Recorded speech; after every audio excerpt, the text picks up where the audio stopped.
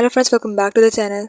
In this short video, I'll show you how you can enable split screen feature on your Itel Zeno 100 device. Just follow the steps shown in this video to complete the process quickly and correctly.